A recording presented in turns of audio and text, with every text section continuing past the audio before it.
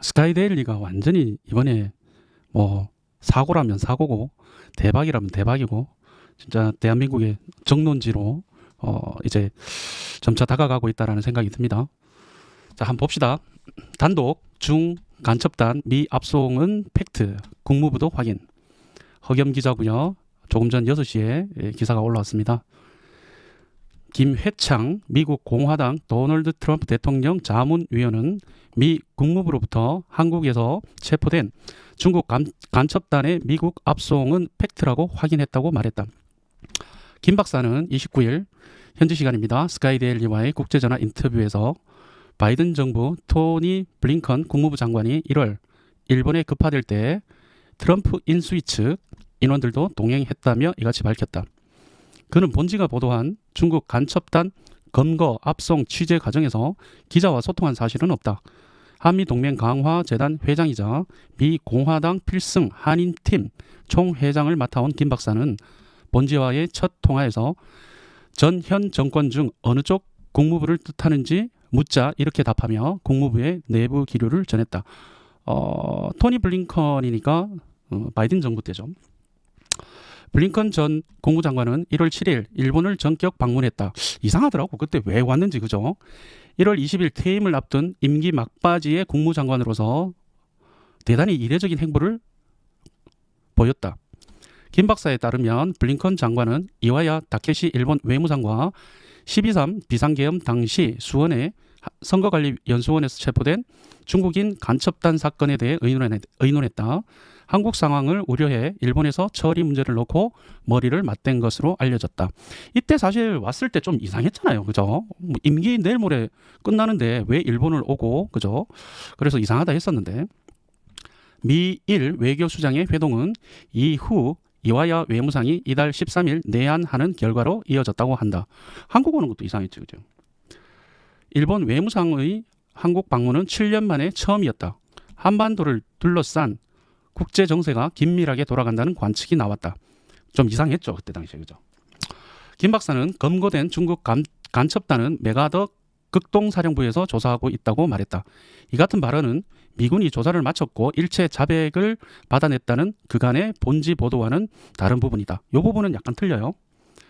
극동사령부는 1957년에 해체됐다. 현재는 인도 태평양 사령부로 개명해 하와이에 위치해 있다.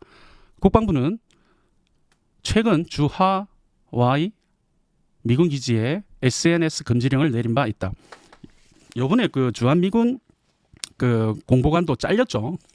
그 내가 방송 하나 만들려다가 내가 다른 거 하느라고 바빠서 넘어갔는데 그 공식적으로 그러한 사실이 없다 그랬다가 잘리고 SNS 이제 하지 말아라고 조용히 해라라고 했죠. 그는 트럼프 측에서 한국에서 보도가 나가자 당황했다고 부연했다. 그러면서 사견임을 전제로 중국과의 협상 카드로 쓰려다 스카이데일리의 폭로로 전략을 수정한 것으로 안다고 덧붙였다. 김 박사는 이어 백악관 쪽에서부터 중국인 간첩단 검거 및 미국 압송 사실을 전해 들었다고 부연했지만 구체적인 신원에 대해서는 말을 아꼈다. 뭐 지금으로서는 그럴 수밖에 없겠죠. 본지 인터뷰에 앞서 김 박사와 통화에 이 소식을 전한 미주 한인 매체 뉴스앤포스트의 홍성구 대표는 김 박사가 백악관 소식통이 누구인지 오프 더 레코드를 전제로 알려줬다고 기자와의 통화에서 말했다. 본지는 취재원 보호 차원에서 밝히지 않는다. 뭐 당연한 거 아니겠습니까? 한편 지난해 12월 3일 경기 수원 선거관리연수원에서 기습 전개된 한미 공조 중국인 간첩단 검거 작전은 미 정보당국 산하 블랙옵스팀의 작품인 것으로 밝혀졌다. 빛나된 그 작업할 때도 이러한 팀들이 여러 개가 그때그때마다 만들어진답니다. 이게 블랙옵스 팀이 따로 있는 게 아니라 그런 작전을 할 때마다 블랙옵스 오퍼레이션이라고 그러죠. 본지 취재를 종합하면 한국어와 중국어에 능통한 아시안계 요원들이 포함된 작전팀은 경찰 복장으로 환복한 뒤 계엄 시각 중국 간첩단이 은신해 있는 선거관리위원회 연수원 서쪽 외국인 공동주택에 들이닥쳤으며 검거 당시 중국인 간첩 혐의자들은 별다른 저항 없이 연행 요구에 순순히 응했다고 한다. 경찰복 입고 있으니까. 붙잡힌 중국인 간첩 혐의자들 중 한국 선거 가담자들은 주일 미군 기지를 거쳐 오키나와 나하시 소재 모처로 미국 선거 조작 가담자들은 미국 본토로 각각 압송됐다. 한국 현행법으로는 중국인이 간첩죄를 저질러도 처벌하지 못한다. 왜 오키나와로 갔냐? 왜 미국으로 갔냐? 한국에서 조사를 왜 안 했냐? 뭐 수많은 댓글이 달렸거든요. 바보들이야. 계속 이야기했잖아. 간첩법이 없어 우리나라에는. 그래서 조사해봐야 의미가 없다니까. 중국인을 간첩죄로 처벌할 수 있는 간첩법 개정안은 국회의 다수를 차지하는 더불어민주당의 반대로 부결된 바 있다.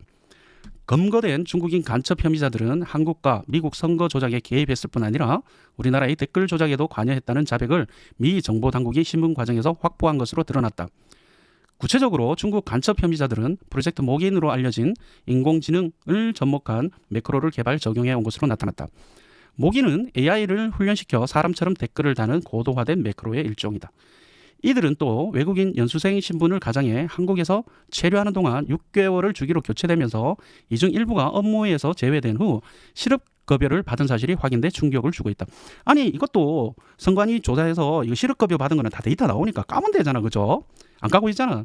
중국 정부는 자국민이 체포 압송되었는데도 본지의 16일자 온라인 첫 보도 이후 지금까지 공식 입장을 내놓지 않고 있다.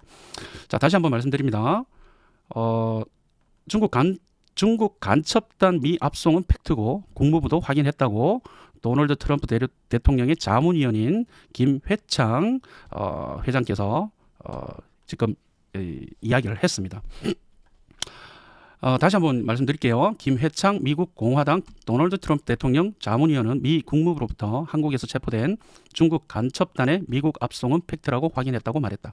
김 박사는 29일 현지 시간 스카이데일리와의 국제전화 인터뷰에서 바이든 정부 토니 블링컨 국무부 장관이 1월 일본에 급파될 때 트럼프 인수위 측 인원들과도 동행을 했다면서 이같이 밝혔다.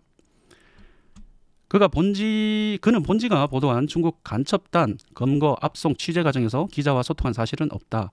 한미동맹 강화재단 회장이자 미 공화당 필승 한인팀 총회장을 맡아온 김 박사는 본지와의 첫 통화에서 전현 정권 중 어느 쪽 국무부를 뜻하는지 묻자 이렇게 답하며 국무부의 내부 기류를 전했다. 보시다시피 저는 계속 이 부분에 대해서 사실일 가능성이 굉장히 높다. 왜?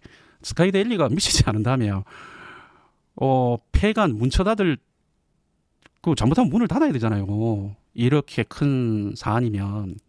이런 부분에서 제가 계속 말씀을 드렸던 게 이거는 진짜 문 닫을 각오를 하고 이렇게 기사를 쓰는 것이다. 그리고 이 기사를 썼는데도 불구하고 중국에서도 아무 이야기가 없고 일본에서도 아무 이야기가 없고 미국에서도 아무 이야기가 없고 그죠? 참 이상하다. 이게 뭐 이런 일이 있냐라는 이야기 말씀을 계속 드렸었습니다.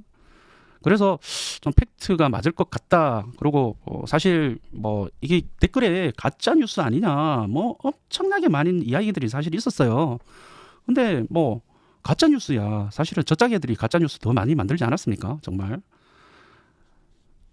이상했어요. 사실은 왜 국무부 장관이 2주일 정도 남긴 그 임기를 남기고 왜 일본에 왔는지 또 일본 외무상이 왜 한국에 왔는지 그때 이제 계엄이 떨어지고 그죠? 그런 급박한 상황인데 그죠? 블링컨 전 국무장관은 1월 7일 일본을 전격 방문했다. 1월 20일 퇴임을 앞둔 임기 막바지의 국무장관으로서 대단히 이례적인 행보를 보였다. 김 박사에 따르면 블링컨 장관은 이와야 다케시 일본 외무상과 12.3 비상계엄 당시 수원의 선거관리연수원에서 체포된 중국인 간첩단 사건에 대해서 의논했다. 한국 상황을 우려해 일본에서 처리 문제를 놓고 머리를 맞댄 것으로 알려졌다. 한국 상황이 뭐 탄핵이 돼버렸으니까 그죠. 한번 이제 그러면 결과적으로 이제 트럼프가 언제 터트리냐. 그리고 그런 이야기도 사실은 있었죠. 이게 트럼프 입장에서 굉장히 큰 건이라서 중국과 협상을 할 것이다. 그렇기 때문에 윤통한테 뭐 유리하게 금방 다 꺼내놓지 않을 것이다. 이런 얘기들이 있었어요. 그래서 저는 그 말이 어느 정도 그럴 수도 있겠다. 이런 생각을 사실은 했었거든요. 근데 그 부분에 대해서는 여기 나와요. 그는 트럼프 측에서 한국에서 보도가 나가자 당황했다고 부연했다. 트럼프 대통령이 깜짝 놀란 거야. 그러면서 사견임을 전제로 중국과의 협상 카드로 쓰려다가 스카이데일리에서 기사화 시키는 바람에 전략을 수정한 것으로 안다라고 해석을 덧붙였다. 이게 신빙성이 있어요. 왜냐하면 이렇게 큰 건을 단순하게 이제 뭐 윤 대통령 살리기 위해서 그냥 바로 깐다? 그거는 사실은 조금 우리의 희망이었고, 그런데 사실은 그렇게 하려고 했었던 것 같아요. 그런데 이제 스카이데일리에서 이야기를 해버리니까, 기사화 시켜버리니까 그냥 계속 감출 수는 사실 없는 상황이죠. 그죠? 그래요. 뭐 지금도 봐요. 지금 댓글에 보면 그게 맞냐 아니냐, 뭐 교차 검증이 가능하냐, 뭐 어쩌고 저쩌고 하는데, 생각을 해보세요. 이번에 트럼프 대통령 취임식 때 MBC, JTBC 뭐 아무도 우리나라 언론사 아무도 초대 못 받았죠. 스카이데일리 사장만 갔잖아요. 예, 그죠? 그리고 주한미군이 부인했다 그러는데, 주한미군은 몰라요. 특수부대가 움직였는데 주한미군이 어떻게 알아요? 예를 들어서 참 예를 잘 든 게 있더라고요. 국정원이 제주도에서 작전을 했는데 그 경찰청장한테 물어보면 경찰청장이 아냐고. 참 그래요. 뭐 믿기 싫으신 분은 믿지 마세요. 뭐 국무부 확인까지 지금 나온 마당에 또 이러면 뭐 공식 발표하냐부터 시작해서 뭐 별의별 얘기가 나올 겁니다. 뭐 믿기 싫으면 믿지 마시고요. 저는 팩트라고 확신합니다. 그럴 수가 없어요. 뭐 윤 대통령이 정말로 미치지 않고서야 계엄을 뜬금없잖아. 12월 3일 날 저도 그때 계엄할 때에, 아니 윤 대통령 왜 저러지? 그러다가 새벽에 느닷없이 몇 시간 안 돼가지고 계엄 해제됐습니다 이러는 거야. 이거 무슨 장난치는 것도 아니고. 근데 이제 그 다음 날 이렇게 보니까 저거 뭐야, 이게 국회에 간 계엄군보다 선관위에 간 계엄군이 더 많다는 거야. 이게 뭔가 이상하다라고 생각을 했었죠. 예, 그죠? 이상하다 생각한 거예요. 그랬는데 아니나 다를까 이제 윤 대통령 구속되면서 스카이데일리에서 터뜨린 거잖아요, 이걸. 그죠? 터뜨린 거잖아요. 그러니까 이제 윤 대통령께서 구속이 안 되고 그냥 그대로 계셨으면 아마 이게 이렇게 스카이데일리에서 터뜨리지 않았을 거라고 저는 생각을 하고 있습니다.